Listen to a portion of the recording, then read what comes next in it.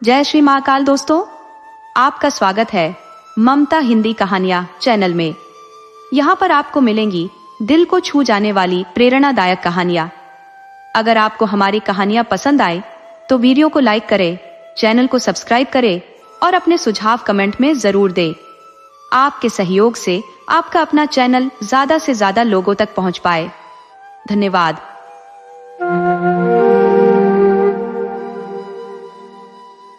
हिमालय के पर्वतीय प्रदेशों में ब्रह्म कमल को अत्यधिक पावन पुष्प के रूप में पूजा जाता है।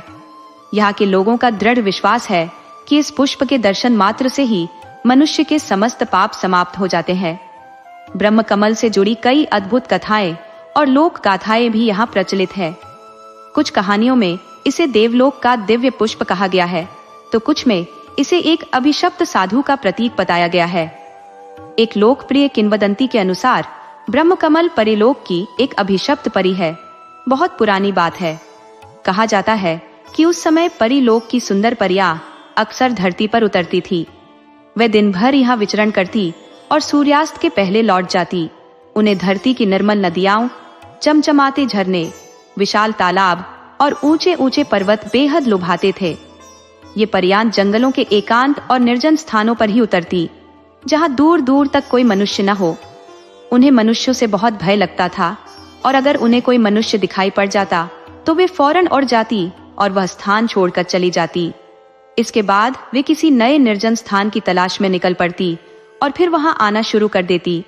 यद्यपि धरती पर उन्हें कई कठिनाइयों का सामना भी करना पड़ता, फिर भी उन्हें यहाँ का मोह छोड़ना असंभव सा प्रतीत होता। अवसर मिलते ही वे फिर से धरती पर उतर आती। परिलोक की साधारण परियां तो धरती पर प्रायः आती ही रहती थी, किंतु उनकी रानी ने कभी धरती पर पांव नहीं रखा था। उसने अपनी बेटी को भी धरती पर नहीं आने दिया। रानी ने अपनी माँ से सुना था कि यद्यपि धरती बेहद आकर्षक है, वह संकटों की भी कमी नहीं है। इसीलिए उसने यह प्रण लिया था कि वह कभी धरती पर नहीं जाएगी। परी राजकुमारी यानी रानी की बेटी छोटी थी और हमेशा धरती की सुंदरता और मनुष्यों की अनोखी कहानियां अपने साथ की परियों से सुनती रहती थी। बड़ी परियां उसे अक्सर बताती कि वे धरती की नदियों और झीलों में खूब अटखेलियां करती है, तरह तरह के खेल खेलती है। धरती पर ऊंचे ऊंचे वृक्ष है जिन पर रंग बिरंगे फूल खिले रहते हैं और मीठे फल लदे होते हैं। वे फूलों की मालाएं बनाती और राजकुमारी को भी भेंट करती। परियों की राजकुमारी जैसे जैसे बड़ी होती गई, उसकी धरती पर जाने की इच्छा बढ़ती गई। वह धरती पर आकर यहाँ के पहाड़, नदियां, झीलें, तालाब, झरने, पेड़ पौधे, फल फूल, जंगली जीव जंतु, पशु पक्षी आदि देखना चाहती थी और अन्य परियों के समान इनका आनंद लेना चाहती थी। रानी परी को अपनी बेटी की इस इच्छा के बारे में जब मालूम हुआ तो वह बहुत नाराज हुए और उसने धरती पर जाने वाली परियों का अपनी बेटी से मिलना पूरी तरह बंद करा दिया। धीरे धीरे काफी समय बीत गया। परियों की राजकुमारी अब अपनी माँ रानी परी जैसी दिखाई देने लगी थी। वह बहुत सुंदर थी। उसका गोरा रंग और सुनहरे बाल साफ बताते थे कि वह परियों की राजकुमारी है।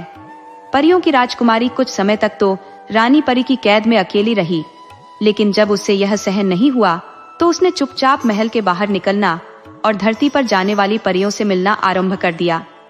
परियों की राजकुमारी अन्य परियों से इस तरह मिलती थी कि रानी परी को पता नहीं चलता था। एक बार परियों की राजकुमारी ने अपने साथ की परियों से धरती पर उसे ले चलने का आग्रह किया। सभी परियां रानी के क्रोध से बहुत डरती थी, अतः उन्होंने परियों की राजकुमारी को साथ ले चलने से मना कर दिया। परियों की राजकुमारी बहुत जिद्दी थी। वह वापस अपने महल के बगीचे में आ गई और एक स्थान पर छिप गई। प्रातःकाल का समय था। धरती पर आने वाली परियों ने अपने अपने पंख लगाए और धरती की ओर उड़ चली। इसी समय परियों की राजकुमारी बाहर निकली और वह भी अपने पंख लगाकर परियों के पीछे पीछे चल पड़ी। धरती पर जाने वाली परियों को इसका पता नहीं चला। परियां आगे आगे उड़ती रहीं और परियों की राजकुमारी चुपचाप उनका पीछा करती रही। परियों ने कभी कल्पना भी नहीं की थी कि परियों की राजकुमारी उनके पीछे पीछे आ रही है। वे अब धरती के बहुत पास आ गई थी। अचानक परियों की राजकुमारी को छींक आ गई। परियों ने पीछे मुड़कर देखा तो घबरा गई। उन्होंने तुरंत आपस में कुछ बातें की और यह निर्णय लिया कि वे धरती पर नहीं जाएंगी और वापस परीलोक चली जाएंगी। उन्होंने अपना निर्णय परियों की राजकुमारी को भी बता दिया। परियों की राजकुमारी बहुत जिद्दी थी। उसने पहले तो सभी परियों से अनुरोध किया कि वे उसे धरती पर अपने साथ ले चले, लेकिन जब परियां तैयार नहीं हुई तो उसने परीलोक लौटने से इनकार कर दिया और उन्हें यह भी बता दिया कि वह अकेली ही धरती पर जाएगी। सभी परियां असमंजस में पड़ गई। वे जानती थी कि परियों की राजकुमारी बहुत जिद्दी है और वह बिना धरती पर पहुंचे वापस परीलोक नहीं जाएगी। परियां रानी परी से भी बहुत डरती थी, अतः परियों की राजकुमारी को छोड़कर वे परीलोक नहीं लौट सकती थी। अंत में सभी ने मिलकर यह निर्णय लिया कि वे परियों की राजकुमारी को धरती पर ले जाएंगी और कुछ समय रुककर जल्दी ही परीलोक वापस लौट जाएंगी। परियों की राजकुमारी खुश हो गई।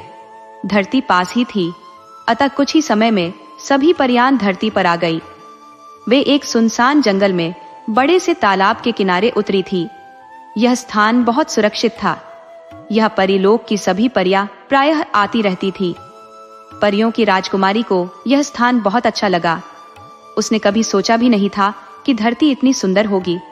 सभी परियों ने अपनी राजकुमारी के साथ तालाब में स्नान किया, कुछ देर जल क्रीड़ा की और परीलोक वापस लौटने के लिए अपने अपने पंख लगाकर तैयार हो गई। किंतु परियों की राजकुमारी अभी धरती पर रुकना चाहती थी और कुछ नए स्थान देखना चाहती थी। परियों ने अपनी राजकुमारी को बहुत समझाया, लेकिन जिद्दी राजकुमारी नहीं मानी। परियां अकेले वापस नहीं लौट सकती थी, अतः उन्हें राजकुमारी की बात माननी पड़ी। परियों ने अपनी राजकुमारी को बहुत से जंगल, जंगली जीव जंतु, पशु पक्षी आदि दिखाए और अंत में हिमालय के बर्फीले पहाड़ों पर आ गई। परियों की राजकुमारी को बर्फ से ढंके ऊंचे ऊंचे पहाड़ बहुत अच्छे लगे। उसका मन हो रहा था कि वह परीलोक न लौटे और यहीं धरती पर रह जाए। परियों की राजकुमारी ने अपने मन की बात अपने साथ आई। परियों से कही तो कुछ परियां नाराज हो गई और कुछ उसे समझाने लगी। परियां अपनी राजकुमारी को यह समझाने का प्रयास कर रही थी कि यह धरती उतनी सुंदर नहीं है जितनी सुंदर वह समझ रही है। इस धरती पर बाघ, शेर, चीता, तेंदुआ जैसे हिंसक जीव, बड़े बड़े राक्षस और देव दानव भी रहते हैं, जो बड़े खूंखार और खतरनाक होते हैं। अतः उसे वापस परीलोक लौट चलना चाहिए। परियां अपनी राजकुमारी को यह सब समझा रही थी। तभी अचानक न जाने कहां से एक दानव प्रकट हो गया और अट्टहास करने लगा। दानव को देखते ही परियों के होश उड़ गए। वे अपनी अपनी जान बचाकर भागी और जिसे जहां जगह मिली वहां छिप गई। परियों की राजकुमारी ने एक विशालकाय दानव को देखा तो उसे भी डर लगा, लेकिन वह भागी नहीं। दानव ने परियों की राजकुमारी को देखा तो उसके रूप पर मोहित हो गया। उसने आगे बढ़कर परियों की राजकुमारी को उठाया, अपने कंधे पर लादा और पहाड़ के पीछे जाकर गायब हो गया। पहाड़ी जंगल में वृक्षों और पत्थरों की आड़ में छिपी परियां अपनी राजकुमारी को ले जाते हुए दानव को देखती रहीं। वे दानव की शक्ति से परिचित थी, अतः वे न बाहर निकली और न चीखी चिल्लाई। परीलोक से धरती पर आने वाली परियां परेशान हो उठी। उनकी समझ में नहीं आ रहा था कि क्या करें और क्या न करें। वे रानी परी के डर से अपनी राजकुमारी को धरती पर छोड़कर परीलोक नहीं लौट सकती थी और धरती पर लंबे समय तक रहना उनके लिए भी खतरे से खाली नहीं था। परियों ने आपस में एक दूसरे के साथ विचार विमर्श किया। एक परी ने कहा कि धरती पर राक्षसों और देव दानवों के साथ ही वीर, साहसी और नेक इंसान भी रहते हैं। दूसरी परी ने सुझाव दिया कि सभी परियों को ऐसे इंसान की प्रतीक्षा करनी चाहिए और उसके सहयोग से अपनी राजकुमारी को मुक्त कराना चाहिए। एक अन्य परी ने सुझाव दिया कि प्रतीक्षा करने में बहुत समय लगेगा, ऐसा इंसान न जाने कब आए, अतः सभी को मिलकर ऐसे इंसान को ढूंढना चाहिए और राजकुमारी को मुक्त कराने का अनुरोध करना चाहिए। सभी परियों को अंतिम परी का सुझाव अच्छा लगा और उन्होंने यह तय किया कि वे साधारण स्त्रियों के रूप में अगले दिन से ही एक वीर, साहसी और नेक इंसान की खोज आरंभ कर देंगी और जल्दी से जल्दी अपनी राजकुमारी को दानव से मुक्त कराने का प्रयास करेंगी। परियों ने किसी तरह एक प्राकृतिक गुफा में रात बिताई और सवेरा होते ही अपना अभियान आरंभ कर दिया। वे इधर उधर फैल गई और जंगल से गुजरने वालों पर नजर रखने लगी। परियों को शाम हो गई, किंतु वीर, साहसी और नेक इंसान तो दूर की बात, उन्हें कोई साधारण इंसान भी नहीं दिखाई दिया। संभवतः दानव के भय के कारण लोगों ने उधर से गुजरना छोड़ दिया था। धीरे धीरे 3 दिन हो गए, लेकिन परियों को कोई सफलता नहीं मिली। अचानक एक दिन दोपहर के समय उस पहाड़ी जंगल से घोड़े पर सवार एक हट्टा कट्टा सुंदर युवक गुजरा। उसे वहीं पास ही एक वृक्ष की आड़ में खड़ी परी ने देखा और सहायता के लिए गुहार लगाने लगी। परी की आवाज सुनकर घोड़े पर सवार युवक रुक गया और उसने अपनी दृष्टि इधर उधर दौड़ाई। युवक से कुछ दूरी पर एक सुंदर स्त्री खड़ी थी और सहायता के लिए उसे पुकार रही थी। युवक घोड़े से नीचे उतरा और पैदल चलता हुआ परी के पास पहुंचा। इसी समय अन्य परियां भी आ गईं। सभी ने उस युवक को यह बता दिया कि वे परी लोक की परियां है और इसके साथ ही अपनी राजकुमारी के अपहरण की पूरी कहानी भी उसे बता दी। युवक वास्तव में वीर, साहसी और नेक इंसान था। उसने परियों को बताया कि वह इस राज्य का राजकुमार है और उनकी सहायता अवश्य करेगा। परियों को थोड़ी बहुत राहत मिली। राजकुमार अपने राज्य के सभी क्षेत्रों से अच्छी तरह परिचित था। उसे दानव की पूरी जानकारी थी और यह भी मालूम था कि दानव कहाँ रहता है। राजकुमार ने परियों को आश्वासन दिया कि वह उनकी राजकुमारी को दानव से मुक्त कराने का पूरा प्रयास करेगा। इसके बाद वह अपने घोड़े पर सवार हुआ और एक ओर बढ़ गया। राजकुमार ऊंची ऊंची असमतल पहाड़ी चट्टानों पर बड़ी तेजी से अपना घोड़ा दौड़ाता रहा और कुछ समय बाद एक बड़ी नदी के पास आ पहुंचा। इस नदी के किनारे अनेक बड़ी बड़ी गुफाएं थी। राजकुमार ने अपनी तलवार निकाली और एक गुफा के सामने आकर खड़ा हो गया। यह दानव की गुफा थी। गुफा के द्वार पर एक भारी पत्थर अड़ा हुआ था। इससे यह साफ था कि दानव अपनी गुफा में नहीं है। राजकुमार ने अपनी तलवार पास की एक चट्टान पर रखी और पत्थर हटाने का प्रयास करने लगा। पत्थर बहुत भारी था और टस से मस नहीं हो रहा था। राजकुमार बहुत देर तक पत्थर हटाने का प्रयास करता रहा। अंत में उसे सफलता मिली और पत्थर इतना खिसक गया कि गुफा के द्वार पर एक व्यक्ति के निकल जाने योग्य जगह बन गई। राजकुमार ने अपनी तलवार चट्टान से उठाई और पूरी सावधानी के साथ गुफा के भीतर आ गया। शाम होने में अभी कुछ समय बाकी था। गुफा के भीतर इतना प्रकाश आ रहा था कि भीतर की सभी चीजें धुंधली धुंधली दिखाई दे रही थी। राजकुमार ने आंखें फाड़ फाड़ कर गुफा के भीतर नजरें दौड़ाईं। वहां जीव जंतुओं के अस्थि पंजरों के अलावा कुछ नहीं दिखाई दे रहा था। राजकुमार को लगा कि दानव परियों की राजकुमारी को मारकर खा गया है। अचानक राजकुमार के कानों में किसी स्त्री के सिसकने की आवाज टकराई। राजकुमार सावधान हो गया और धीरे धीरे आवाज की ओर बढ़ा। गुफा के एक अंधेरे कोने में एक स्त्री खड़ी सिसक रही थी। राजकुमार ने अनुमान लगाया कि यही परियों की राजकुमारी है। उसने जल्दी जल्दी अपना परिचय दिया और उसका हाथ पकड़कर बाहर आ गया। दानव के अत्याचारों के कारण परियों की राजकुमारी का रंग पीला पड़ गया था और वह मुरझा गई थी, किंतु इससे उसकी सुंदरता में कोई कमी नहीं आई थी। राजकुमार ने परियों की राजकुमारी को देखा तो उस पर मोहित हो गया। परियों की राजकुमारी बहुत घबराई हुई थी। इस समय उसे राजकुमार एक देवदूत जैसा लग रहा था। राजकुमार जानता था कि यह स्थान सुरक्षित नहीं है। दानव कभी भी वापस आ सकता था और उन दोनों के लिए मुसीबतें खड़ी कर सकता था। अतः राजकुमार ने परियों की राजकुमारी को घोड़े पर बैठाया और स्वयं भी घोड़े पर सवार हो गया। राजकुमार का घोड़ा अभी 2-4 कदम भी आगे नहीं बढ़ा था कि न जाने कहां से दानव प्रकट हो गया और घोड़े के सामने खड़ा हो गया।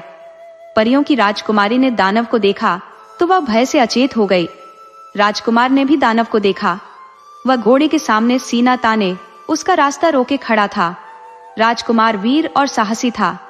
वह घोड़े से नीचे उतरा, परियों की राजकुमारी को सहारा देकर नीचे उतारा, उसे एक स्थान पर लिटाया और तलवार लेकर दानव के सामने आ गया। दानव ने राजकुमार को इस रूप में देखा तो जोर से हंसा। उसने राजकुमार को ऊंची आवाज में चेतावनी दी कि यदि वह उससे युद्ध करेगा तो बिना मौत मारा जाएगा। उसने राजकुमार को यह भी समझाया कि वह असीम शक्तिशाली दानव है, कोई उससे जीत नहीं सकता। राजकुमार ने दानव की बात का कोई उत्तर नहीं दिया और मुस्कुराता रहा। राजकुमार की मुस्कुराहट ने दानव का क्रोध बढ़ा दिया। उसने अपना दाहिना हाथ बढ़ाकर राजकुमार को पकड़ने की कोशिश की। राजकुमार सावधान था। उसने नीचे झुककर तलवार से दानव के हाथ पर वार कर दिया। उसका निशाना अचूक था अगले ही क्षण दानव का दाहिना हाथ जमीन पर पड़ा था। हाथ कटते ही दानव का क्रोध 7वें आसमान पर पहुंच गया। उसने चीखते हुए बायां हाथ राजकुमार को पकड़ने के लिए बढ़ाया। राजकुमार ने अपनी तलवार से दानव का बायां हाथ भी काट डाला। इसी समय एक चमत्कार हुआ। दानव का दाहिना हाथ हवा में लहराया और उसके शरीर से जुड़ गया। हाथ जुड़ते ही दानव ने जोरदार ठहाका लगाया। राजकुमार परेशान हो उठा। उसे लगा कि इस मायावी दानव से निपटना इतना आसान नहीं है जितना वह समझ रहा था। फिर भी उसने हिम्मत से काम लिया और दानव के आगे बढ़ने वाले हाथ को काटता रहा। परियों की राजकुमारी जमीन पर कुछ देर तो अचेत पड़ी रही, किंतु उसे शीघ्र ही होश आ गया। उसने अपने सामने जो कुछ भी देखा तो घबरा गई। वह जानती थी कि दानव को इस प्रकार कोई नहीं मार सकता। उसने चीखकर राजकुमार को बताया कि दानव की जान गुफा के भीतर पिंजरे में बंद एक तोते में है। उसे मार दो तो दानव अपने आप मर जाएगा। दानव ने यह सुना तो राजकुमार को छोड़कर परियों की राजकुमारी पर झपटा। राजकुमार ने देखा तो वो परियों की राजकुमारी को बचाने के लिए आगे बढ़ा। तभी परियों की राजकुमारी ने उसे पुनः सावधान किया और बताया कि वह उसकी चिंता न करके तोते के पास पहुंचे।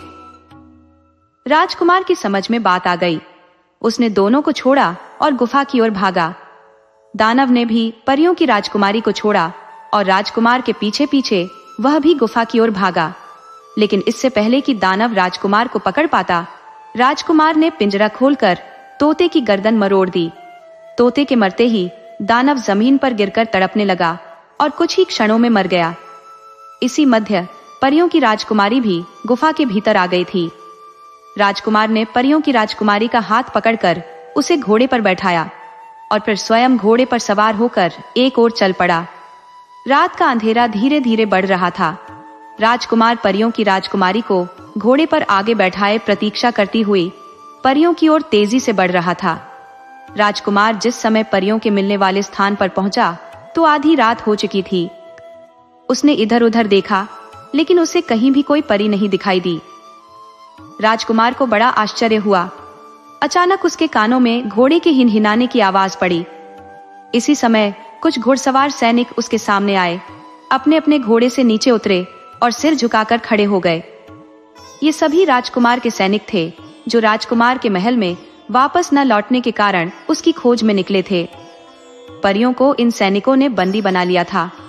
राजकुमार की आज्ञा से सैनिकों ने सभी परियों को मुक्त किया। एक एक परी को एक एक सैनिक ने अपने घोड़े पर बैठाया और महल आ गए। राजकुमार के साथ परियों की राजकुमारी भी थी।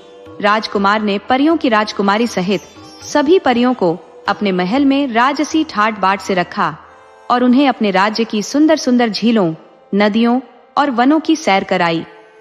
वास्तव में वह परियों की राजकुमारी को हृदय से चाहने लगा था और चाहता था कि वह उसके साथ विवाह कर ले।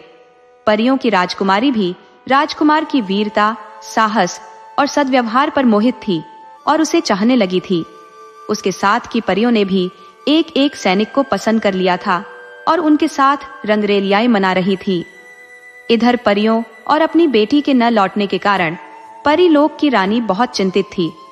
उसने कुछ समय तक तो प्रतीक्षा की और उसके बाद अपना चमत्कारी तारास्त्र लेकर धरती की ओर चल पड़ी। रानी परी का तारास्त्र बड़ा चमत्कारी था। उसने अपने तारास्त्र के द्वारा यह मालूम कर लिया था कि उसकी बेटी और अन्य परियां धरती पर कहाँ है और क्या कर रही है। उसे यह जानकर बहुत क्रोध आया कि उसकी बेटी अन्य परियों के साथ धरती के मानवों के साथ रंगरेलियाएं मना रही है। रानी परी सीधी राजकुमार के महल के बगीचे में पहुंची। परियों की राजकुमारी इस समय राजकुमार का सिर अपनी गोद में लिए हुए किसी मधुर विषय पर बातें कर रही थी। उसने अपने सामने रानी परी को देखा तो उसकी होश उड़ गए।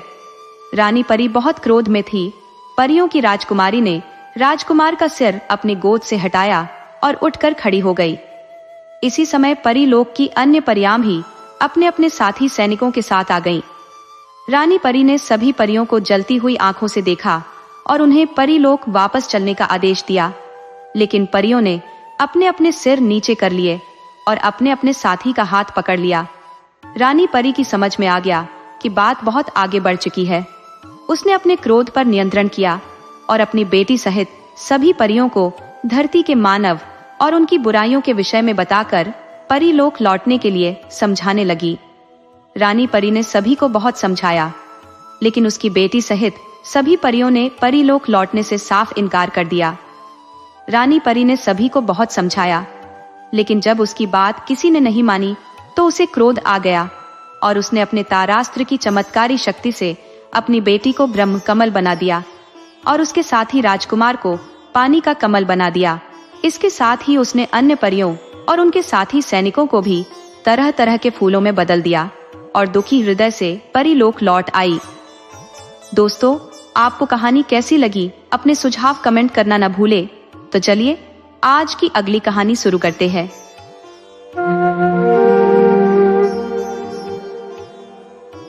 मेरे जीवन की वह एक घड़ी थी जब मेरी उम्र 16 साल थी और मैंने उसे पहली बार देखा। याद है, एक सुरमई वैशाख की संध्या थी जब यह मिलन हुआ। मैं यूं ही नगर से बाहर निकलकर बिना किसी उद्देश्य के निर्जन मैदानों में चलता चला गया, कहीं एक स्वप्न की तरह डूबा हुआ। मुझे नहीं पता था कि क्यों चला जा रहा हूं। मेरी जिंदगी के कुछ साल ऐसे ही अनजाने सफरों में बीते थे। उस समय मुझे अकेलापन बहुत भाता था। सूरज धीरे धीरे नील सागर में डूबने लगा था। किनारों से परछाइयां निकलकर मैदानों में फैलने लगी। आकाश में तारों का एक एक दीप जलता गया। बीच बीच में नाइटिंगेल का मधुर गीत सुनाई देने लगा और शीतल पवन से वृक्षों के पत्ते लहराने लगे। तृण हल्के से झुकने लगे। फिर चांद ने क्षितिज से सिर उठाया, उज्ज्वल और श्वेत, जैसे बादलों की गोदी में लेटा हो। उसकी रूह पहली किरणें पृथ्वी पर बिछ गई और मंद मंद हवा हृदय में उन्माद भरने लगी। झाड़ियों के बीच से घोंसलों में छिपे पक्षियों की कोमल चहचहाहट सुनाई दे रही थी। ये सब देखते ही जैसे दिल के द्वार खुल गए। तभी मेरी नजर पड़ी। कुछ युवतियां एक दूसरे का हाथ थामे गुनगुनाती हुई शहर की ओर लौट रही थी। वे प्रेम के गीत गा रही थी और सोए हुए मैदान में उनके तरों स्वर जैसे किसी दूर के झरने की गूंज की तरह प्रतीत हो रहे थे। मैं झाड़ियों के पीछे छिपा हुआ उन्हें निहारने लगा। वे तारे की मंद रोशनी में चलती परछाइयों की तरह लग रही थी। उनके चेहरे कभी स्पष्ट दिखते, कभी धुंधले हो जाते। उनकी पोशाक की हल्की सरसराहट सुनाई दे रही थी। उनके शरीर से उठने वाली अनोखी सुगंध हवा में घुली थी और मैंने लंबी सांस लेकर उस महक को भरपूर महसूस किया। संध्या की उस महक से वह सुगंध और भी अधिक मोहक लग रही थी, जैसे हवा में नशा घुला हो। वे जब चली गई तो मन में एक अनजानी बेचैनी सी घर कर गई। मैदान के किनारे एक छोटा सा टीला था, जहां जाकर मैं बैठ गया। हरे भरे मैदान का दृश्य समुद्र की तरह फैला हुआ था। मैंने अपने हाथों से सिर को ढक लिया और दिल की उस हलचल को सुनने लगा, उसके अर्थ को समझने का प्रयास करने लगा और फिर एक गहरी स्वप्निल कल्पना में खो गया। उस समय जो महसूस किया उसे शब्दों में बयां कर पाना संभव नहीं है। एक तीव्र वेदना से मेरा हृदय मानो टूटने को था, जैसे किसी गहरे झरने की धारा ने भीतर ही भीतर उबाल लिया हो और अब वह राह खोज रही हो, बंदी तरंगों की तरह उन्मुक्त होना चाहती हो। मैं रो पड़ा। आंसू स्वतः बहने लगे। उन आंसुओं में भी एक अनजानी सी मिठास थी, जैसे कोई अदृश्य सुख छुपा हो। कुछ देर यूं ही खोया सा बैठा रहा और फिर जब खड़ा हुआ तो देखा कि कुछ दूरी पर कोई अप्सरा खड़ी मुझे देखकर मुस्कुरा रही है। उसके तन पर कमल से भी सफेद लहराता लंबा वस्त्र था और उसके पांव संगमरमर से भी अधिक उज्ज्वल हरी घास पर रखे थे। उसके सुनहरे बाल उसके कंधों पर बिखरे हुए थे और मस्तक पर एक पुष्प मुकुट शोभायमान था, जो उसके कपोलों की चमक को और भी निखार रहा था। उस गुलाबी चेहरे पर जैसे बसंत की सुबह में बर्फीले पेरिविस्कल फूल खिल उठे हो। उसकी आंखें ऐसी दमक रही थी। उसकी एक बाहें नग्न थी। एक हाथ उसकी छाती पर टिका था और दूसरे हाथ से वह मानो मुझे बुला रही थी। कुछ पल में स्तब्ध सा खड़ा उसकी ओर देखता रहा। निश्चित ही वह स्वर्ग से उतरी थी, क्योंकि उसकी सुंदरता में किसी भी नश्वर स्त्री का आभास नहीं था। उसकी उपस्थिति के चारों ओर एक ऐसा प्रकाश बिखरा हुआ था, जैसे कोई अदृश्य आभा उसे घेरे हो। अंततः मैंने अपनी अधीरता पर काबू पाते हुए हाथ बढ़ाकर पूछा, तुम कौन हो? रात्रि की ठंडी हवा से भी अधिक कोमल स्वर में उसने उत्तर दिया, मित्र, मैं एक परी हूं। हमारे राजा ने तुम्हारे जन्म के समय मुझे तुम्हारे हृदय में सो जाने की आज्ञा दी थी। तुम्हारे हृदय में पहली बार जब गहरी उत्कंठा ने जन्म लिया तो उसी की लहरों से मैं जाग उठी हूं। मेरा अस्तित्व तुम्हारे जीवन के साथ बंधा है। मैं तुम्हारी बहन हूं। हम जीवन की आधी यात्रा तक साथ रहेंगे। फिर जैसे कोई सूखा फल टहनी से अलग हो जाता है, वैसे ही एक दिन मैं तुमसे विदा ले लूंगी। लेकिन ध्यान रखना भाई, वह दिन दूर नहीं है। जिस गुलाब की उम्र केवल एक सुबह तक होती है, मेरी भी वही नियति है।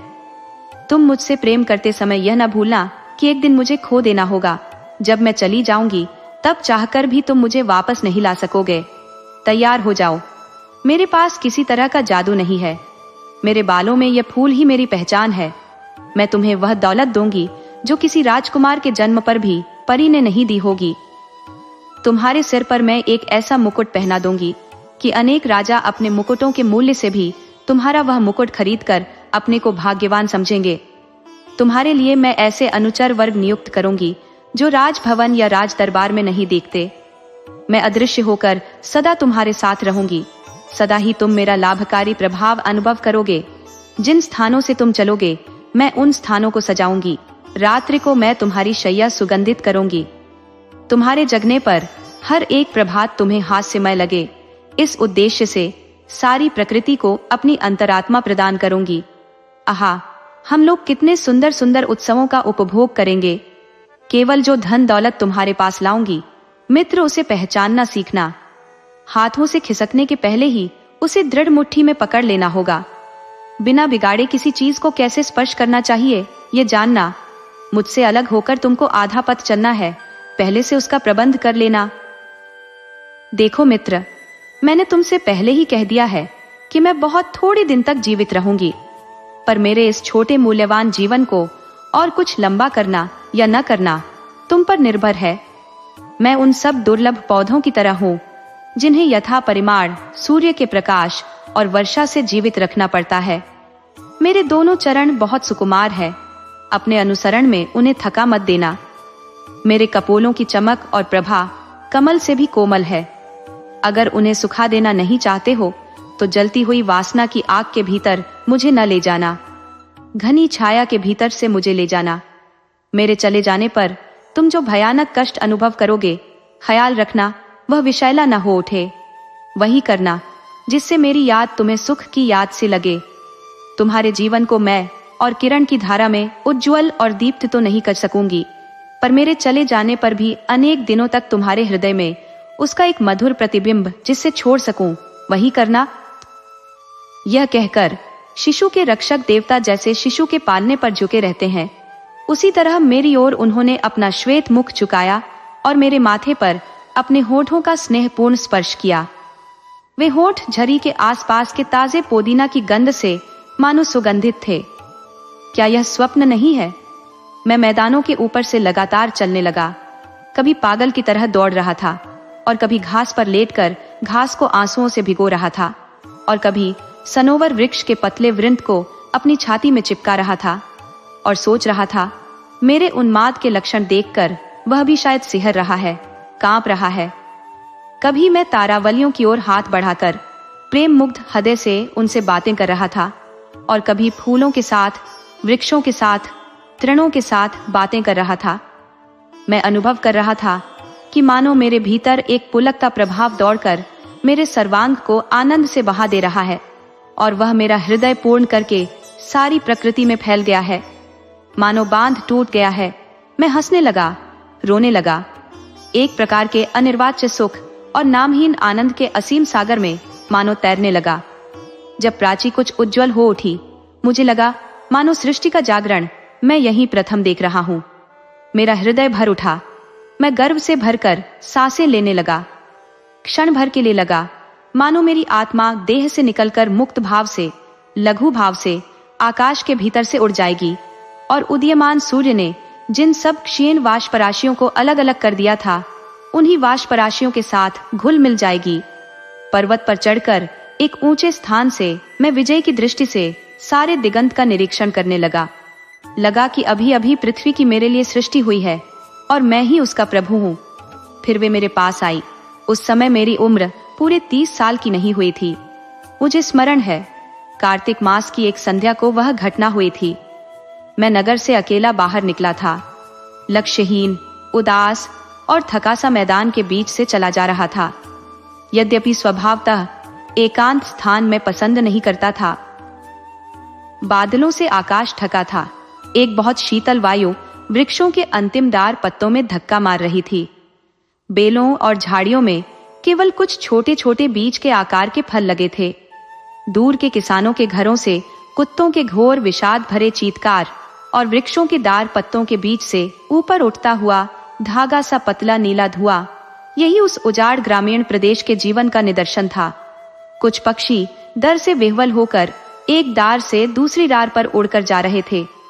काले कौवों के नीरों से भूमि पर कुछ धब्बे पड़ गए थे। संध्या के भूरे आकाश में बहुत से सारस एक पंक्ति में धीमी गति से उड़े जा रहे थे। इस शोक से आच्छन्न प्रकृति के साथ अपनी अंतरात्मा को मिलाकर मैं चलने लगा। सुंदर दिन के अवसान में चित्त पर जैसी एक ठंडे विषाद की छाया मंडराती है, उसी तरह बहुत देर से विषाद से अभिभूत था। मैं जिस पत्रहीन झाड़ी के नीचे बैठा था, वहीं देखा बगल से 2 स्त्रियां धीमे कदमों से चली जा रही हैं। दोनों ही कांटेदार पौधे सिर पर धरे कुछ झुक गई थी। शायद जाड़े के समय के लिए संचय करके रखने के उद्देश्य से उन्हें कुटिया में ले जा रही थी। कैसी अद्भुत स्मृति है, कैसी अद्भुत निकटता है। बहुत पहले ठीक इसी समय किसी एक बैशाख की संध्या में ठीक इसी स्थान पर से युवतियों को हाथ पकड़कर गाते हुए जाते देखा था। उस समय मेरी उम्र 16 साल की थी और तब ये झाड़ियां फूलों से भूषित थी। तब मैंने दोनों हाथों से मुख ढक लिया और उस बैशाख की संध्या से इस कार्तिक की संध्या तक जो समय बीत गया है, उसे लेकर मन ही मन बार बार आंदोलन करने लगा। फिर एक विषादपूर्ण हरी क्लांति में डूब गया। फिर सहसा उठकर देखा, थोड़ी दूर पर एक पीले रंग की मूर्ति विषादपूर्ण दृष्टि से मेरी ओर देख रही है। वह रमणी इतनी बदल गई थी कि बहुत कठिनाई से मैं उसे पहचान सका। उसके प्रथम आविर्भाव के समय जो ज्योतिपूर्ण वायुमंडल उसके चारों ओर गिरा था, उसे और नहीं देख पाया। उसकी फटी कुर्ती के भीतर से कुचले हुए से 2 स्तन दिख रहे थे। उसके दोनों पैर खून से भरे थे। उसकी निर्जीव बाहें जीर्ण पंजर की बगल से शिथिल भाव से लटक रही थी। उसकी आंखों में नीलिमा गायब होकर काली खा गई थी। आंसुओं की धाराओं ने उसके नीले रंग के कपोलों पर गहरी रेखाएं अंकित की थी। ऐसा लगा कि अभागी बहुत कष्ट से देह का भार धरे है। टूटे वृंत के सूखे कमल की तरह वह भूमि की ओर झुक गई थी। मैंने उससे पूछा, तुम क्या चाहती हो? मित्र, हम लोगों के विच्छेद का समय आ गया है। अब और साक्षात नहीं होगा, इसलिए यह अंतिम विदा लेने आई हूँ। यह बात बुढ़िया ने शोक से दुखी स्वर से, जाड़े की वायु से भी अधिक विषाद भरे स्वर से मृदु गूंजन करके कही। मैं कह उठा, जा जा यहां से, झूठी कहीं की। तूने मेरे लिए क्या किया है? तूने जो दौलत देने का वचन दिया था, वह सब दौलत कहाँ है? मैंने यात्रा पथ पर बहुत ढूंढा, कुछ भी नहीं पाया। तूने जो रत्नों का भंडार मेरे पैरों पर समर्पित करने का वचन दिया था, वह रत्नों का भंडार कहाँ है? दैन्य के सिवाय मैंने तो और कुछ भी नहीं पाया। मेरे मस्तक पर तूने जो मुकुट पहनाने की दीन हाकी थी, उसका क्या हो गया? मेरे सिर पर तो कांटों के मुकुट के सिवाय और कुछ नहीं है। जिन भड़कीले अनुचरों को देने का वादा किया था, वे अनुचर कहाँ है? अनुचरों में निराशा और एकांत ही तो मेरे एकमात्र साथी है। अब तो कह रही है कि हम लोगों में विच्छेद होगा। तू दुखों की प्रेतनी है। विच्छेद होने में मेरी क्या हानि है? अगर मेरा सारा जीवन तेरे ही प्रभाव से गठित हुआ हो, तो तू भाड़ में जा, जहन्नुम में जा। तू अमंगल की पिशाचिनी है।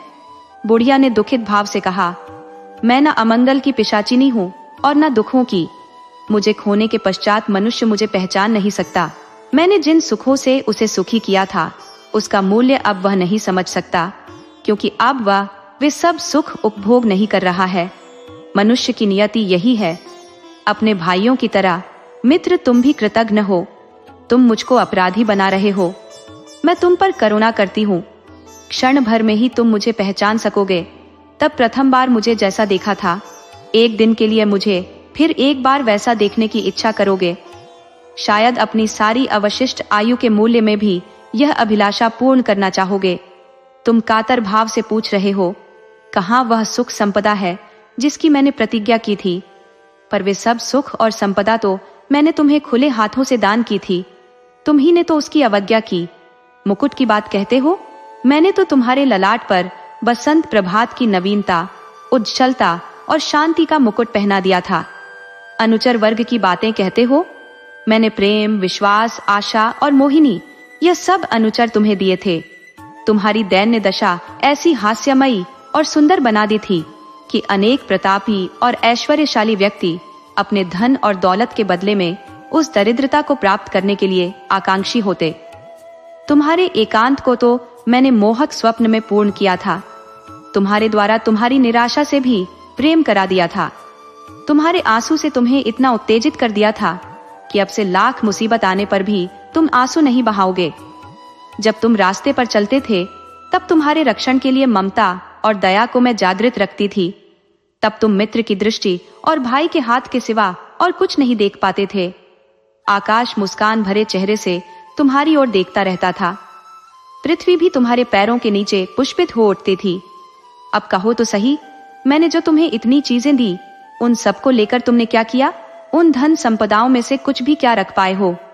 तुम्हारे यात्रा पथ के दोनों किनारों पर मैंने जो इतने सुख के बीज बोए थे, अब उनमें से क्या बचा है? तुम अगर कुछ भी संभाल कर नहीं रख पाए तो क्या उसके लिए मैं उत्तरदायी हूं? तुम अगर वह सब उपभोग नहीं कर सके तो उसके लिए मैं कैसे अपराधी हो सकती हूं? इन बातों के पश्चात एक प्रकार से मेरी सारी सत्ता प्रकाशित हो उठी। मुझे लगा मानो एक आवरण मेरी आंखों से हट गया है। तब मैं अपने हृदय का सारा भीतरी भाग साफ देख पाकर डर से विह्वल हो पड़ा। मैंने धीमे स्वर से कहा, अजी, तुम ठहरो, जाओ मत। जिन धन संपदाओं की मैंने अवज्ञा की थी, उन्हें लौटा दो। असली प्रकाश से मेरी आंखें खुल जाईं। मेरे प्रेम को, मेरे मोह को लौटा दो। मेरे विश्वास को, मेरे आश्वासन को लौटा दो, जिससे केवल एक दिन प्रेम कर सकूं। यह तुम कर दो, तब तुम चाहे जो भी क्यों ना हो, मैं मरते समय तक तुमको आशीर्वाद दूंगा। दत्तात्रेय, ओ, उसने कहा, हाय, मेरी मृत्यु जो सिर पर मंडरा रही है, क्या तुम देख नहीं पा रहे हो? मेरी ओर देखो, मैंने बहुत ही कष्ट पाया है। अब मेरा और कुछ भी नहीं है, केवल छाया अवशिष्ट है। देखो, बहुत दिनों से एक अज्ञात रोग मुझे जला रहा है। एक सर्वग्रासी सांस की वायु ने मेरी हड्डियों को सुखा दिया है। मेरे हृदय के जीवन निर्जर को निःशेष कर दिया है। मेरे कलेजे में अब और खून नहीं है। मेरे हाथ का स्पर्श करके देखो, मृत्यु की गीली ठंड अनुभव करोगे। फिर भी अगर तुम इच्छा करते तो मैं और अनेक वर्ष बच सकती थी। निर्दय, तुम ही ने मुझे अकाल में मार दिया। तुम्हारा अनुसरण करने में मैंने अपना सारा बल नष्ट किया है। मेरे दोनों पैर लहूलुहान हो गए हैं। मैंने तुमसे कितनी ही क्षमा मांगी, पर सब व्यर्थ हुआ। तुम कहते रहे, चलो चलो। मैं चलती रही, क्लांत अवसन्न होकर हांफती हुई चलती रही। चलते चलते रास्ते के कांटेदार पेड़ पौधों से मेरी पोशाक फट गई। दोपहरी की धूप के ताप से मेरा माथा जलता रहा। वसन में गांठ देकर फिर संभाल कर पहन लूं, मुकुट के मलिन झरते हुए फूलों को उठा लूं। इतना समय भी तुमने मुझे नहीं दिया। कोई फूलों से शोभित सुंदर आश्रम, कोई रहस्यमय मरुकानन देकर जब तुमसे कहती, मित्र, शांति वही है, वही हम लोगों का तंबू गड़ेगा, तब तुम किसी तरह भी नहीं रुकते थे। जिद करके लगातार चलते ही रहते थे और मुझे निर्दय भाव से रेगिस्तान की बालों पर से खींच ले जाते थे। किसी भी अत्याचार से क्या मुझको छुटकारा दिया है? तूफान आने पर मेरा सिर कभी बचाया है? श्रांत, क्लांत और निराश होकर कितनी ही बार तुम्हें छोड़ जाने का निश्चय किया, पर कृतज्ञ मैं तुमसे प्रेम करती थी। मैं तुम्हारे पास नहीं हूं, यह अनुभव कर जब तुम आश्चर्य करते और फिर मेरे पास लौटकर इशारे से या करुण स्वर से मुझे पुकारते थे, तब मैं और रह नहीं पाती थी। मैं उठकर फिर तुम्हारे पास आती थी। पर आज उन सब का अंत हो गया है मित्र। अब और अधिक मैं नहीं रह सकती। मेरे रक्त का प्रवाह बंद हो रहा है। मेरी दृष्टि क्षीण हो गई है। मेरे पैर कांप रहे हैं। आओ, बाहों से एक बार मुझे हृदय में चिपका लो। तुम्हारे हृदय में ही मैंने जीवन पाया था। तुम्हारे हृदय पर ही मैं मरना चाहती हूँ। उसे लेने के लिए मैं दोनों हाथ बढ़ाकर कह उठा, नहीं, तुम नहीं मरोगी, तुम्हें मरने नहीं दूंगा, परंतु अपरिचित जीव मुझसे कहो तो तुम कौन हो? वह बोली, मैं अब कुछ नहीं हूं, पर एक समय थी तुम्हारी जवानी। तब आकुल होकर मैंने उसे पकड़ने की चेष्टा की, पर इसके पहले ही वह कहीं गायब हो गई थी। देखा, उस स्थान पर उसके बालों से गिरे हुए कुछ फूल पड़े हैं। मैंने संभाल कर वे सब फूल उठा लिए, परंतु हाय, उन फूलों में कोई सुगंध नहीं थी। दोस्तों, आपको कहानी कैसी लगी? अपने सुझाव कमेंट करना न भूले। तो चलिए आज की अगली कहानी शुरू करते हैं।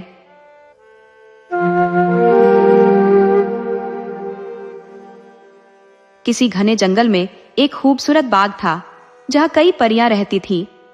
एक रात वे सभी अपने उड़न खटोले में सवार होकर सैर पर निकली। उड़ते उड़ते वे एक राजमहल की छत के ऊपर से गुजरने लगी। गर्मी का मौसम था और आसमान में चांदनी छिटकी हुई थी। राजकुमार अपनी छत पर गहरी नींद में सोया था। परी रानी की नजर उस सोते हुए राजकुमार पर पड़ी और वह ठिठक गई। उसके मन में एक ख्याल आया कि वह राजकुमार को चुपके से उठा ले जाए, लेकिन पृथ्वी के नियमों का उसे कोई ज्ञान नहीं था, इसलिए उसने ऐसा नहीं किया। रानी देर तक राजकुमार को निहारती रही। साथ की परियों ने रानी की यह हालत देख ली और मुस्कुराते हुए बोली, रानी जी, इंसानों की दुनिया से जुड़ाव ठीक नहीं, चलो अब वापस लौट चले। अगर आपका मन नहीं भरा तो कल हम फिर आपको यहीं ले आएंगे। रानी मुस्कुराई और बोली, ठीक है, चलो, मैंने मना कब किया था? लगता है जिसने मेरे दिल को छू लिया उसने तुम्हें भी मोह लिया है। ये सुनकर परियां खिलखिला उठी और राजकुमार की प्रशंसा करती हुई अपने देश लौट गई। सुबह जब राजकुमार उठा तो उसके अंदर एक नई ऊर्जा थी। वह सोच रहा था कि हिमालय की ऊंचाई पर पहुंच जाऊं या एक छलांग में समुद्र पार कर लूं। तभी वजीर ने आकर उसे बताया कि राजा की हालत नाजुक है और वे अंतिम सांसें ले रहे हैं। यह सुनकर राजकुमार की खुशी पल में गायब हो गई। वह तुरंत राजा के पास पहुंचा। राजा ने अपनी कमजोर आंखें खोली और राजकुमार के सिर पर हाथ रखकर बोले, बेटा, वजीर साहब तुम्हारे पिता समान है, उनकी बातों का हमेशा ख्याल रखना। इतना कहकर राजा की आंखें सदा के लिए बंद हो गई। राजकुमार फूट फूट कर रोने लगा। राजा की मृत्यु पर पूरे नगर ने शोक मनाया। अब राजकुमार राजा तो बन गया, पर अपने पिता की आज्ञा अनुसार वह कोई भी कार्य वजीर की सलाह के बिना नहीं करता था। एक दिन वजीर राजकुमार को महल के कमरों का मुआयना करवाने ले गया। उसने सभी कमरे दिखाए, पर एक कमरा बंद ही रखा। राजकुमार ने बहुत अनुरोध किया, लेकिन वजीर किसी भी हालत में मानने को तैयार न हुआ। उसी समय वजीर का बेटा, जो राजकुमार का घनिष्ठ मित्र था, भी वहां मौजूद था। उसने वजीर से कहा, पिताजी, ये राजपाट, महल और बाग बगीचे सब इन्हीं के हैं, फिर इन्हें रोक क्यों रहे हैं? वजीर ने जवाब दिया, बेटा, तुम सही कह रहे हो, सब इन्हीं का है, लेकिन महाराज ने मरते समय मुझे हुक्म दिया था कि इस कमरे में राजकुमार को न ले जाऊं। अगर मैंने उनकी आज्ञा का उल्लंघन किया तो यह उनके प्रति अनुचित होगा। वजीर का लड़का थोड़ी देर तक सोचता रहा, फिर बोला, लेकिन पिताजी, अब तो राजकुमार ही हमारे महाराज है, उनकी बात मानना हम सब के लिए जरूरी है। अगर आप राजा के दुख का इतना ध्यान रखते हैं तो हमारे इन राजा के दुख का भी तो ध्यान रखिए और दरवाजा खोल दीजिए। राजकुमार को दुखी देखकर हमारे राजा को भी शांति नहीं मिलेगी। वजीर ने ज्यादा हट करना ठीक न समझ और चाबी अपने बेटे के हाथ पर रख दी। ताला खोलकर तीनों अंदर पहुंचे। कमरा बड़ा सुंदर था। छत पर तरह तरह के कीमती झाड़ फानूस लटक रहे थे और फर्श पर मखमल के गलीचे बिछे हुए थे। दीवार पर सुंदर सुंदर स्त्रियों की तस्वीरें लगी थी। यकायक राजकुमार की निगाह एक बड़ी सुंदर युवती की तस्वीर पर पड़ी। उसने वजीर से पूछा कि यह किसकी है? वजीर को जिसका डर था वही हुआ। उसे बताना ही पड़ा कि वह सिंहल द्वीप की पद्मिनी की है। राजकुमार उसकी सुंदरता पर ऐसा मोहित हुआ कि उसी दिन उसने वजीर से कहा, मैं पद्मिनी से ही ब्याह करूंगा। जब तक पद्मिनी मुझे नहीं मिलेगी, मैं राज के काम में हाथ नहीं लगाऊंगा। वजीर हैरान होकर बोला, राजकुमार, सिंहल द्वीप पहुंचना आसान काम नहीं है। वह 7 समुंदर पार है। वहां भी जाओ तो शादी करना तो दूर, उससे भेंट करना भी असंभव है। उसकी तलाश में जो भी गया लौट कर नहीं आया, फिर ऐसे अनहोने काम में हाथ डालने की सलाह मैं आपको कैसे दे सकता हूँ। पर राजकुमार अपनी बात पर अड़ा रहा। वजीर का लड़का उसका साथ देने को तैयार हो गया। वे दोनों घोड़े पर सवार होकर चल दिए। चलते चलते दिन डूब गया। वे एक बाग में पहुंचे और अपने अपने घोड़े खोल दिए। हाथ मुंह धोकर कुछ खाया पिया। वे थके हुए तो थे ही, चादर बिछाकर लेट गए। कुछ देर के बाद ही गहरी नींद में सो गए। आंख खुली और चलने को हुए तो देखते क्या है कि बाग का फाटक बंद हो गया है और वहां कोई खोलने वाला नहीं है। बगीचे के बीचों बीच संगमरमर का एक चबूतरा था। आधी रात पर वहां कालीन बिछाए गए। फूलों और इत्र की सुगंधी चारों ओर फैलने लगी। फिर चबूतरे पर एक सोने का सिंहासन रख दिया गया। कुछ ही देर में घर घर करता हुआ एक ओड़न खडोला वहां उतरा। उसके चारों पायों को एक एक परी पकड़े हुए थी और उस पर उनकी रानी विराजमान थी। चारों परियों ने अपनी रानी को सहारा देकर नीचे उतारा और रत्न जड़ित सोने के सिंहासन पर बिठा दिया। परी रानी ने इधर उधर देखा और अपनी सखियों से कहा, वह देखो, पेड़ के नीचे चादर बिछाए दो आदमी सो रहे हैं। उनमें से एक वही राजकुमार है। उसे तुरंत मेरे सामने लाओ। हुक्म करने की देर थी कि परियां सोते हुए राजकुमार को अपनी रानी के सामने ले आईं। राजकुमार की आंख खुल गई और वह परियों की जगमगाहट से चकाचौंध हो गया। परियों को अपने आगे पीछे देखकर उसे बड़ा डर लगा और हाथ जोड़कर बोला, मुझे जाने दीजिए। परी रानी ने मुस्कुराते हुए कहा, राजकुमार, अब तुम कहीं नहीं जा सकते। तुम्हें मुझसे विवाह करना होगा। राजकुमार बड़ी मुसीबत में पड़ गया। बाला, परी रानी, मैं क्षमा चाहता हूँ। मैं सिंहल द्वीप की पद्मिनी की तलाश में निकला हूँ। इस समय मैं विवाह नहीं कर सकता। परी ने कहा, भोले राजकुमार, सिंहल द्वीप की पद्मिनी तक आदमी की पहुंच संभव नहीं है। वह दैवी शक्ति के बिना कभी नहीं मिल सकती। अगर तुम मुझसे विवाह कर लोगे तो मैं तुम्हें ऐसी चीज दूंगी जिससे सिंहल द्वीप की पद्मिनी तुम्हें आसानी से मिल जाएगी। राजकुमार यह सुनकर बड़ा खुश हुआ और बोला, परी रानी, मैं तुमसे जरूर शादी करूंगा, पर तुम्हें मेरी एक बात माननी होगी। मैं जब पद्मिनी को लेकर लौटूंगा तभी तुम्हें अपने साथ ले जा सकूंगा। मैं प्रतिज्ञा करता हूं कि मेरी इस बात में कोई हेर फेर नहीं होगी। परी ने प्रसन्न होकर अपनी अंगूठी उतारी और राजकुमार की उंगली में पहनाती हुई बोली, यह अंगूठी जब तक तुम्हारे पास रहेगी कोई भी विपत्ति तुम्हारे ऊपर असर न करेगी। इसके पास रहने से तुम्हारे ऊपर किसी का जादू टोना नहीं चल सकेगा। अंगूठी देकर परी रानी आकाश में उड़ गई। राजकुमार वजीर के लड़के के पास आकर सो गया। सवेरे उन दोनों ने देखा कि बगीचे का फाटक खुला हुआ है।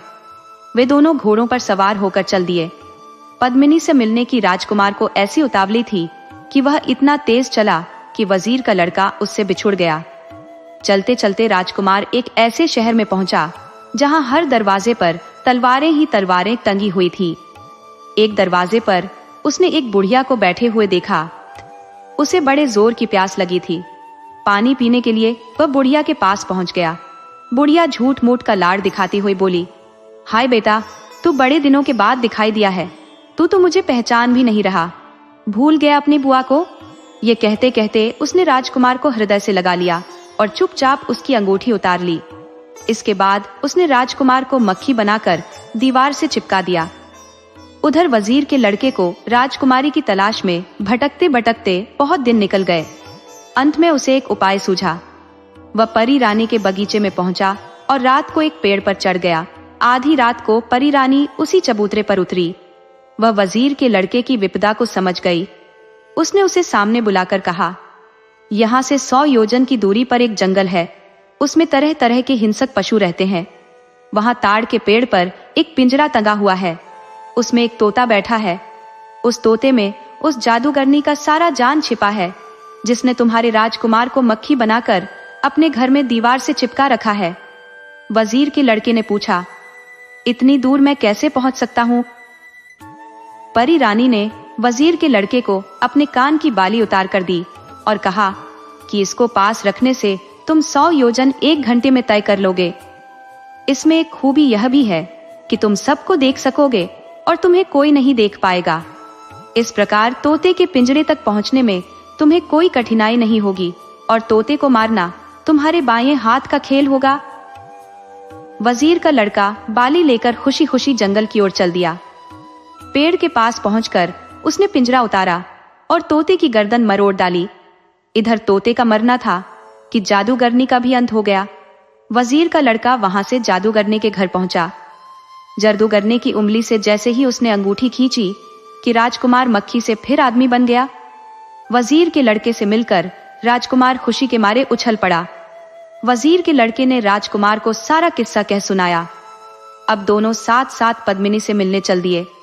चलते चलते वे बहुत थक गए थे। रात भर के लिए वे एक सराय में रुक गए। राजकुमार सो रहा था। उधर से विमान में बैठकर महादेव पार्वती निकले। दोनों बातचीत करते चले जा रहे थे। यकायक महादेव जी ने कहा, पार्वती, इस नगर की राजकुमारी बहुत सुंदर और गुणवती है। राजा उसकी शादी एक काने राजकुमार के साथ कर रहा है। अगर ब्याह हो गया तो जन्म भर राजकुमारी को काने के साथ रहना पड़ेगा। मैं इसी सोच में हूं कि इस सुंदरी को काने से कैसे छुटकारा दिलाऊं। पार्वती जी ने नीचे सोए हुए राजकुमार की ओर इशारा करते हुए कहा, देखिए जरा नीचे की ओर, कितना सुंदर राजकुमार है। विमान उतारिए और राजकुमार को लेकर वर की जगह पहुंचा दीजिए। महादेव जी को यह युक्ति जंच गई। उन्होंने ऐसा ही किया। राजकुमार की शादी उस राजकुमारी से हो गई। विदा के समय राजकुमार बड़े चक्कर में पड़ा। विवाह करने के बाद लौटते समय मैं तुम्हें साथ ले जाऊंगा। इस समय तो तुम मुझे जाने दो। राजकुमारी को राजकुमार पर विश्वास हो गया। उसने उसे 2 बाल दिए, एक सफेद और एक काला। राजकुमारी ने कहा कि काला बाल जलाओगे तो काला हो जाएगा और सारी इच्छाएं पूरी कर देगा। राजकुमार बाल पाकर बड़ा खुश हुआ और राजकुमारी को लौटने का भरोसा देकर सिन्हल द्वीप की ओर चल पड़ा। पहले उसने काला बाल जलाया। बाल के जलाने की देर थी कि काला दैत्य राजकुमार के आगे आ खड़ा हुआ। राजकुमार पहले तो बहुत डरा, पर वह जानता था कि वह दैत्य उसका सेवक है। उसने हुक्म दिया, जाओ, वजीर के लड़के को मेरे पास ले आओ। काला दैत्य उसी क्षण वजीर के लड़के को राजकुमार के पास ले आया। फिर बोला, और कोई आज्ञा? राजकुमार ने कहा, हम दोनों को पद्मिनी के महल में पहुंचा दो। कहने की देर थी कि वे पद्मिनी के महल के फाटक पर आ गए। वहां एक हृष्ट पुष्ट संतरी पहरा दे रहा था। उसने अंदर नहीं जाने दिया। राजकुमार ने फिर काला बाल जलाया। दैत्य हाजिर हो गया। राजकुमार के हुक्म देते ही काले दैत्यों की पलटन आ गई। उन्होंने रानी पद्मिनी के सिपाहियों को बात की बात में मौत के घाट उतार दिया। इसके बाद दैत्य गायब हो गए। राजकुमार और वजीर का लड़का महल में घुसे। राजकुमार ने सफेद बाल जलाया। सफेद देव आ गया। राजकुमार ने उससे कहा, मैं पद्मिनी से विवाह करना चाहता हूं, बारात सजाकर लाओ। जरा सी देर में देव अपने साथ एक बड़ी शानदार बारात सजाकर ले आया। पद्मिनी के पिता ने जब देखा कि कोई राजकुमार पद्मिनी को शान शौकत से ब्याहने आया है और इतना शक्तिशाली है कि उसने उसकी सारी सेना नष्ट कर डाली है, तो उसने चूं तक न की। राजकुमार का ब्याह पद्मिनी से हो गया। अब राजकुमार पद्मिनी को लेकर अपने घर की ओर रवाना हो गया।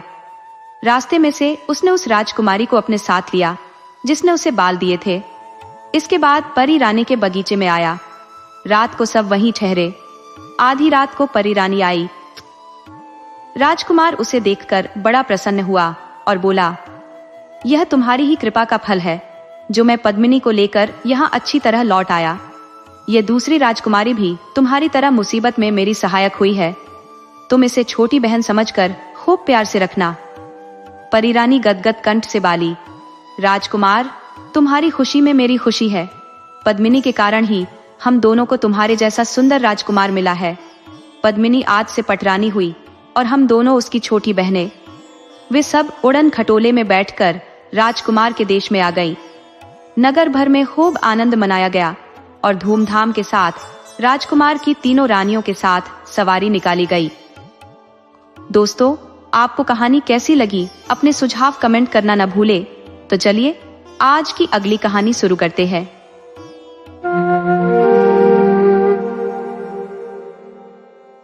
किसी नगर में एक संपन्न व्यापारी का बसेरा था जिसके 3 पुत्रियां थी।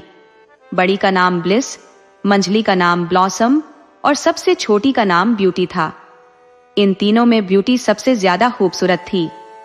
उसकी इस अद्वितीय सुंदरता के कारण उसकी दोनों बड़ी बहनें उसे देखकर भीतर ही भीतर ईर्ष्या से जल उठती थी।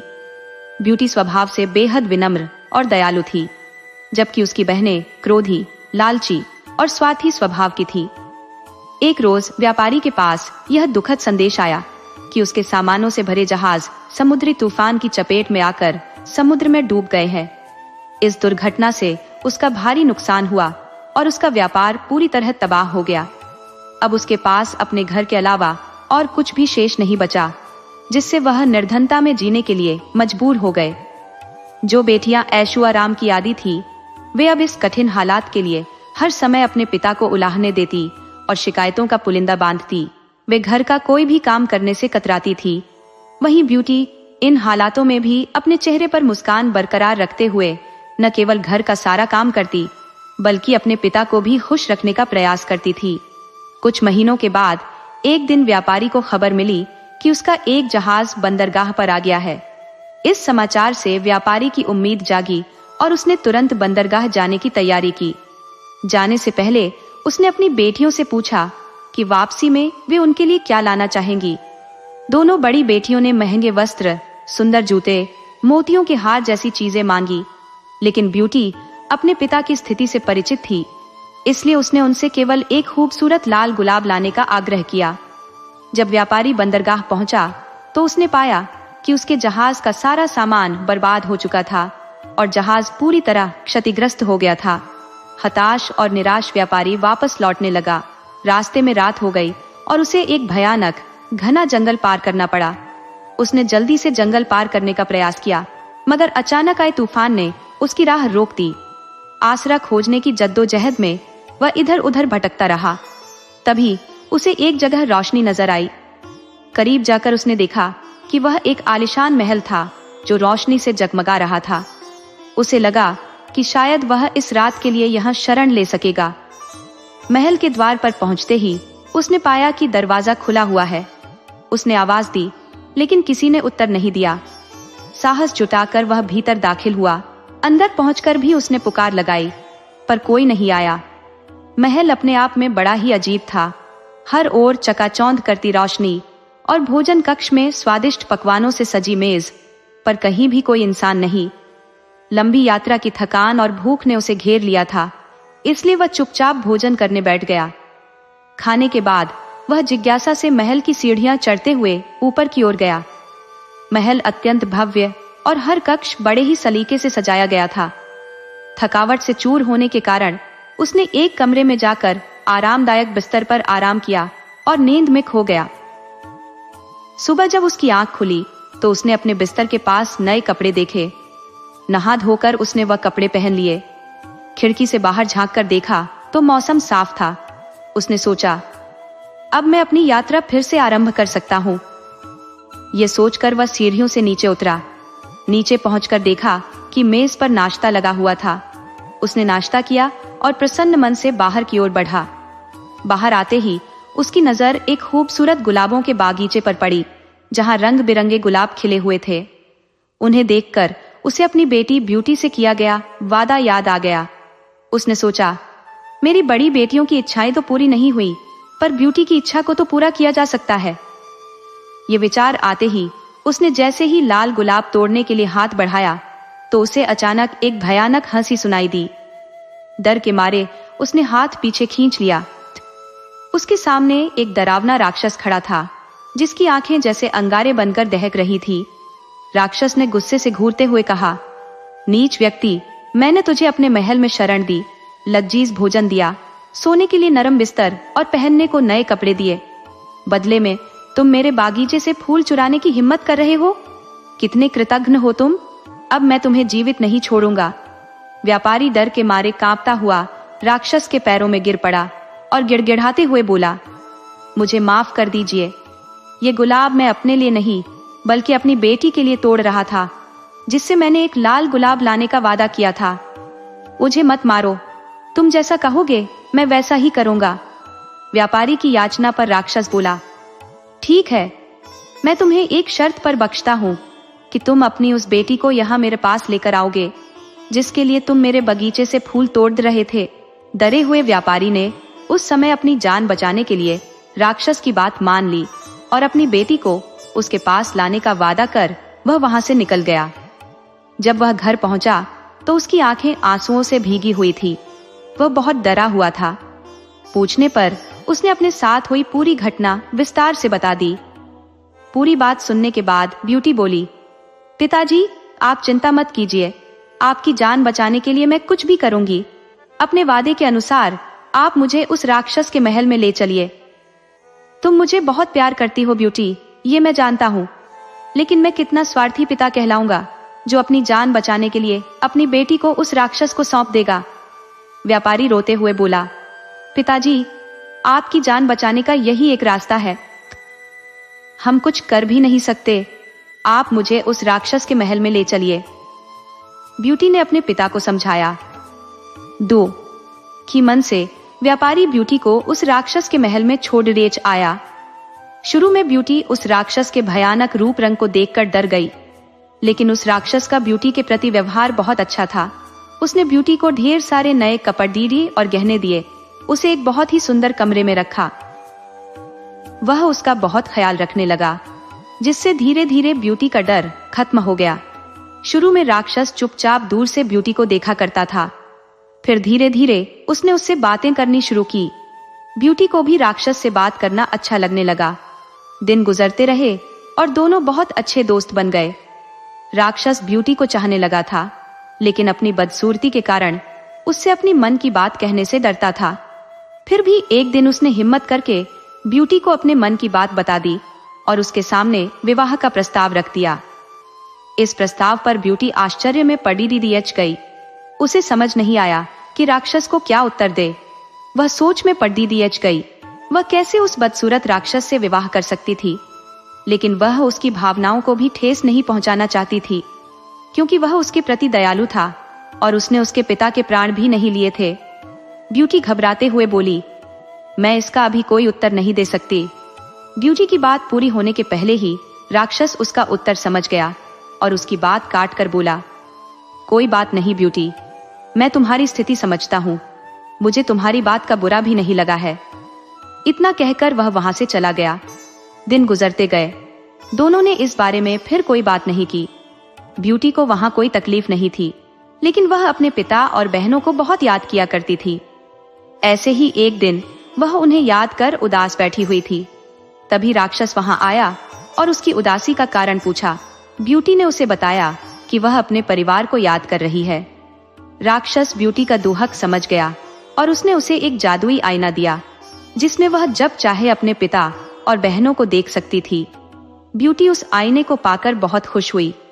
अब जब भी उसका मन करता वह उसमें अपने परिवार को देख लेती थी।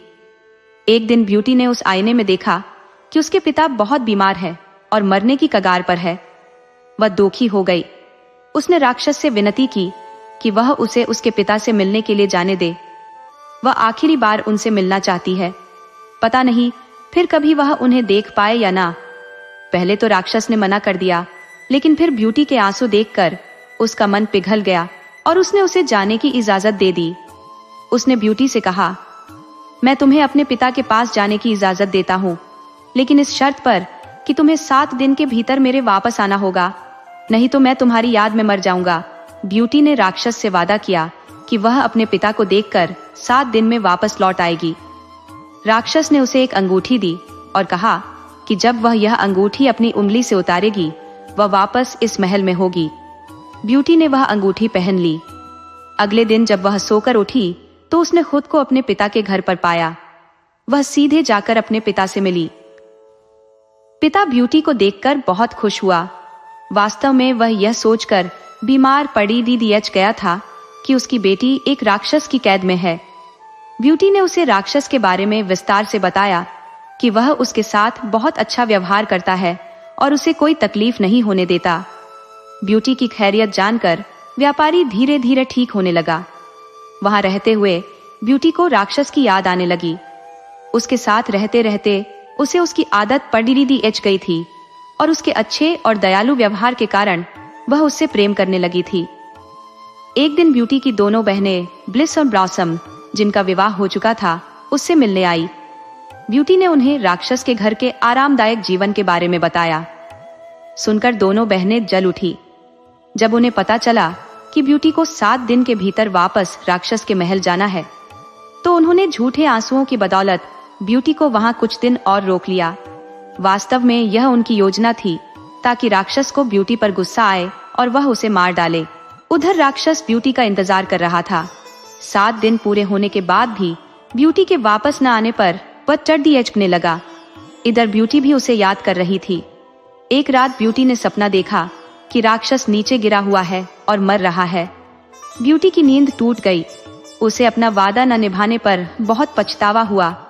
उसने तुरंत ही अपनी अंगूठी निकाल दी और दूसरे दिन जब वह सोकर उठी तो वह राक्षस के महल में थी। ब्यूटी ने दिन भर राक्षस का इंतजार किया, लेकिन वह उससे मिलने नहीं पहुंचा। उसने पूरे महल में उसे ढूंढा, लेकिन वह उसे नहीं दिखा। वह परेशान हो गई। फिर शाम को वह महल से बाहर निकली और राक्षस को खोजने लगी। उसने पूरे बगीचे में उसे ढूंढा। फिर वह महल के पीछे वाले हिस्से में गई। वहां एक कोने में राक्षस नीचे पड़ रहा हुआ था। वह बहुत कमजोर नजर आ रहा था। ऐसा लग रहा था मानो वह मरने की कगार पर है। ब्यूटी जल्दी से उसके पास गई और उससे बोली, ये तुम्हें क्या हो गया है? मैंने तुमसे कहा था ना कि यदि तुम नहीं आई तो मैं तुम्हारी याद में मर जाऊंगा। राक्षस ने उत्तर दिया। ब्यूटी ने अपने देर से आने के लिए उससे क्षमा मांगी और उसे कहने लगी, तुम मुझे छोड़कर मत जाओ। मैं तुम्हारे बिना नहीं रह सकती। मैं तुमसे प्रेम करने लगी हूँ। मुझसे विवाह कर लो। ब्यूटी का इतना कहना था कि एक चमत्कार हुआ और वह राक्षस एक सुंदर नौजवान राजकुमार में परिवर्तित हो गया। ब्यूटी यह देखकर आश्चर्यचकित रह गई। राजकुमार ने उसे बताया, मैं एक जादूगरनी के श्राप के कारण राक्षस बन गया था। कई वर्षों तक मैं इस रूप में रहा। ये श्राप तभी टूटता जब कोई मेरी बदसूरती के बाद भी मुझसे सच्चा प्रेम करता। आज तुम्हारे सच्चे प्रेम के कारण वह श्राप टूट गया है और मैं वापस अपने असली रूप में आ गया हूँ। ब्यूटी उसे देखकर बहुत खुश हुई। दोनों ने विवाह कर लिया और खुशी खुशी रहने लगे।